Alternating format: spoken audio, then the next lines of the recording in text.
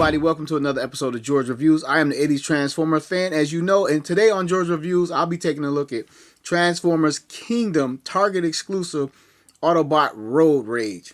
Now, this figure right here, it's already out of the package. You know I like to unbox and do the whole dramatic, overdrawn out thing of taking it out of the package.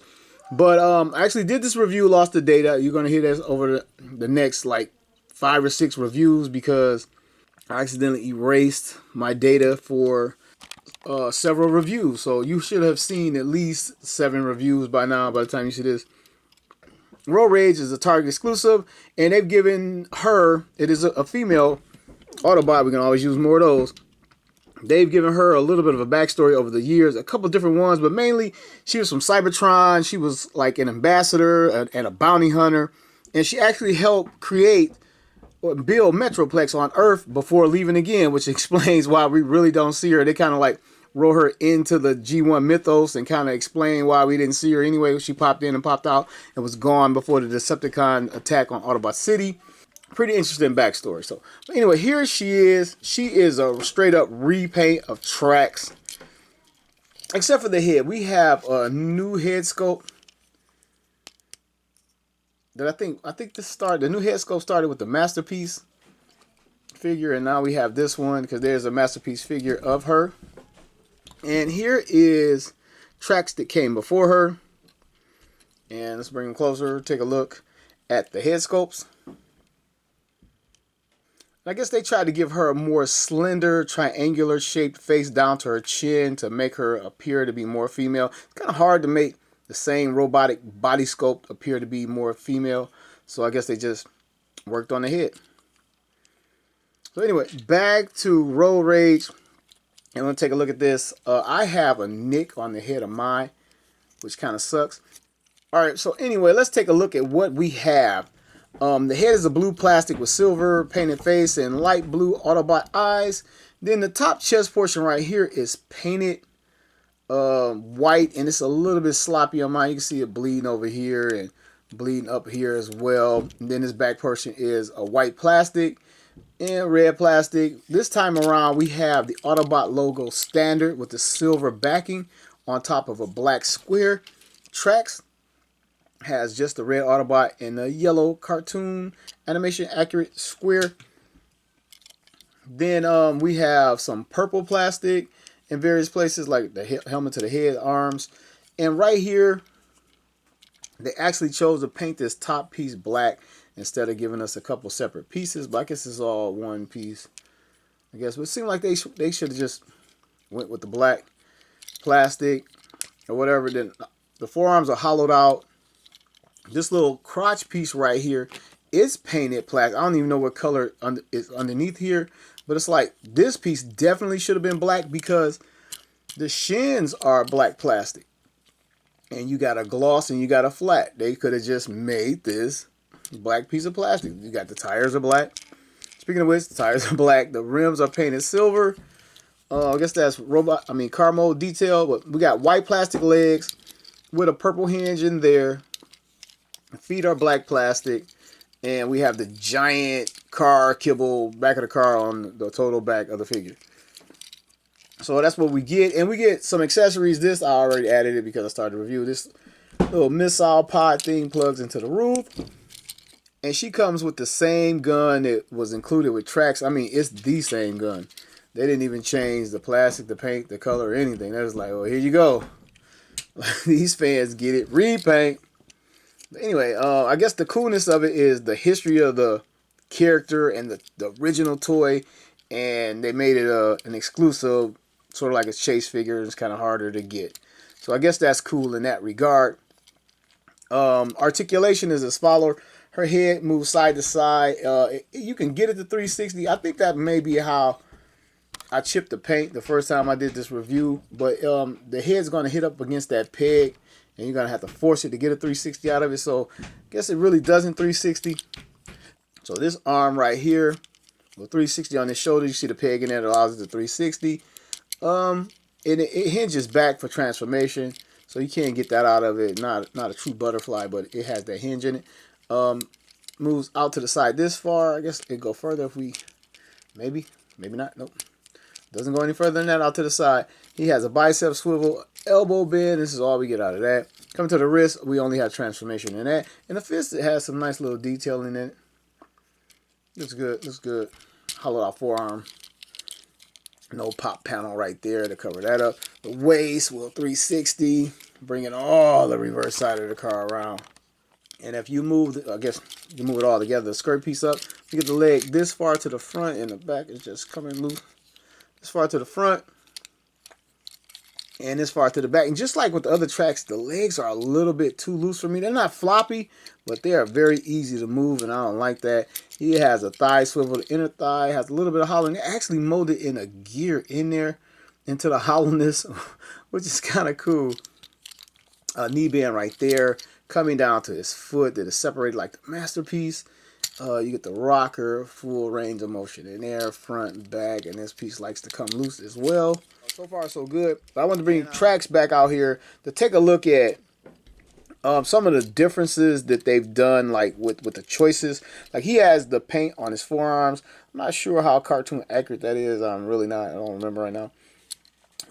She does not have paint on her forearms. What they're actually painted over, but I think his are too, with the gray. But she doesn't have this little detail right there. He has an extra paint app on his crotch piece that she does not have over here. So from this side, it looks like he has more paint apps. So far, it looks like Trax has a little bit more paint on him, and they kind of skipped on the paint, on the repaint, which I think they should have jazzed up a little bit more. But I guess that's what the character color palette is. All right, now I'm going to go ahead and get Road Rage transformed so we can see further differences in the paint apps between her and Trax. And fold the hands up out of the way. I hope I can remember this. I should be remember this. It's not that hard. You have to unhinge the chest torso piece under here. If it wants to cooperate. Like that. Oh, I'm supposed to take this off the roof of the car or the top of the head. That I'll unhinge this piece, and this collapsed back. I always do it by accident. That collapsed down and back.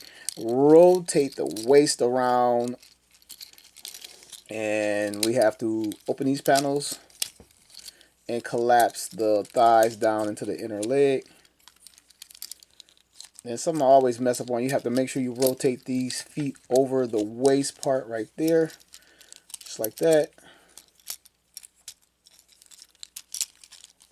Come over the waist so they can fit underneath the windshield in car mode. Then we secure the front half of the car. I just love the red. I love the flame job. She just looks better already. Bring the arms down. They kind of fit into the side pieces right here eventually. And again, my transformations are never the official one. You got to go to somebody else's channel for that. But we get it done over here. We definitely get it done. It might be comical. We might stress or break a toy, but we will get it done. Rotate this part over the head. It comes. Oh wait, I have to unhinge the roof because I mean, half the car is on her back and on his back. Bring it down, and now we can see what goes together. Oops, forgot to rotate these underneath. Turn these this way. And it is coming together. We can hear some in our head. A little moaning and groaning because it's not perfect. Let me make sure I got the feet right. I get the feet down inside the car. And we got to smush it together. Make sure the panels are correct. Yep. Something's not right. There we go. Push this part back. Oh, I forgot. It hinges underneath here. I got it all type of ways. And then it comes together better. And we put all the little tabs in place. Or I could have did that better. These tabs underneath there. Bam. Bam. And mostly bam. And then just like the other version, these parts don't fit in. Could be my transformation. But they want to pop out just a little bit. My transformation. And here she is. All rolled and all rage. Rolls pretty darn good, even on my glass surface.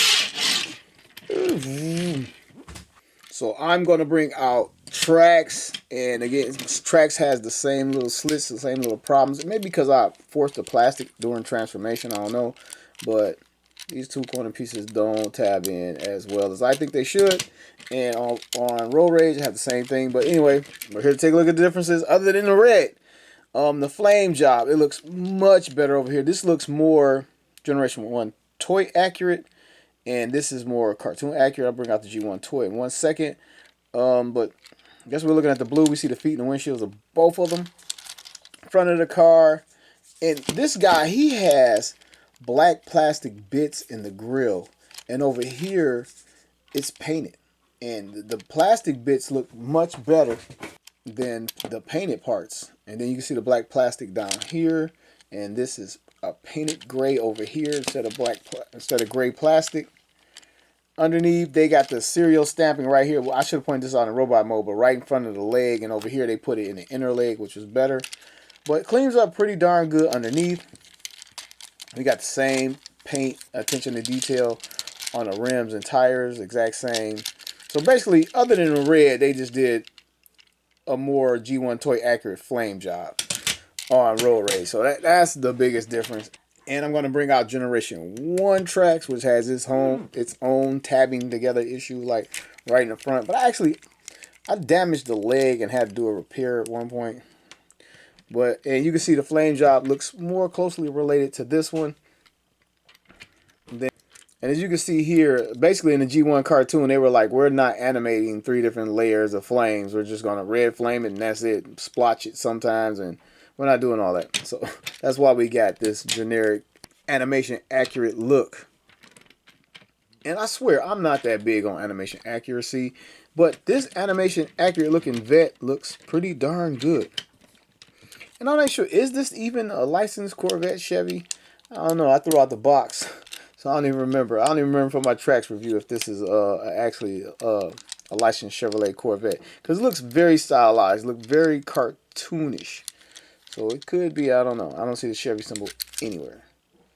Alright, I'm going to get these guys out of here, and we're going to move on to the weaponized phase. Oh, before we get the official third transformation out of this, I'm going to tell you can port the weapons in any of the ports. You got to know this by now with any transformer. Any little hole or port, you can put the gun, weapon, you can do this. You can put this on the side of the car, James Bond style. All type of different things. Put it back here. This is where it actually goes, and this is where we're going to put it. And we're going to lead off into that. We're going to transform it into the droll flying car mode. Now we flip these little wings up. They have a tendency to come out of these little crevices. You got to put them back in, but apparently not this time because the universe loves to prove me wrong. So you get the little wings up here, and you do a semi-transformation with the arms, just like the Generation 1 toy, just like the cartoon. You bring these up to the side, and these become intake vents for a jet car. And pop these out to the side. These are the side of the car, and we got a set of wings, a set of engines, some fins back here. Now it might look better without that part, just like this, and have them fly around like that, have her fly around like that. But all this stuff goes together. You can put it here, or you can even put it back here if you wanted to do something different or whatnot. But we're going to put it here because we're going to weaponize this whole thing. Put these guns up here and put this gun up here. So now she's carrying every weapon she has in her flight mode, which looks pretty cool. I always like this. A lot of people knock it even on the G1, but I thought it was cool. Still think it's cool. I like it. I really like it. And again, okay, I have Road Rage and Tracks on a little flight stand in their flight mode side by side. And this isn't just some clever pose. I couldn't get them to sit up there properly. So this is what we got, and this is what we're shooting. And I'm going to bring in the Generation 1 Tracks, show you the differences. And, you know, the cartoon took a lot of liberties. They had these big cannons on top and not the little fins. They kind of, again, they drew it lazily and differently. Some people might say better, but here is the vintage Tracks. And again, I think it's very cool. But yes, this figure looks good in all three modes. I'm going to get her back into a robot mode and close it out. Alright, now that we are back in robot modes, I'm going to go ahead and start the size up and the rundown. Of course, Trax, obviously. This is how she scales with the Generation 1 version of Trax. The official Masterpiece Trax, because I don't have Road Rage. 2 more updated Autobots from her era, Jazz and Smokescreen. Galvatron. And last one, fellow Red Card Target exclusive Red Wing. Which, okay, yeah. One thing, I want to apologize for the lighting throughout this video. This is like the third camera I had to break out. Whatever, it's always something. Anyway, yeah, I really believe this figure, if you can't get your hands on a Target Red card, get somebody grab one for you or whatever, in your region or whatever, it's going to become available in other places just like Red Wing did. But as a figure, I like it better than Trax because I like the red. I like the red better. And it's always cool to get a new head sculpt on a familiar figure. But just like with Trax, the legs are just a little loose for me. You know, like right there. And then in the knees, sometimes if you lean in it forward, it'll like collapse over, sort of like that. I mean, there are little tricks to always tighten up joints, but it comes that way, so I'm letting you know how it comes. It's the only real flaw, and I have some overspray on the chest. But it's a much better figure, and I do recommend it. If you only want to get one of these, and if you're the type of person that doesn't care, you just want the mold, I would go with Road Rage, because I really like it a lot better. And I wish we had got Road Rage in the original G1 canon. I would have loved that, but we got her now anyway, and I'm just going to have to take what we got. So I do recommend this figure. It's a Target exclusive. I want to thank everybody for watching another episode of George Reviews. The reviews where every toy has a story.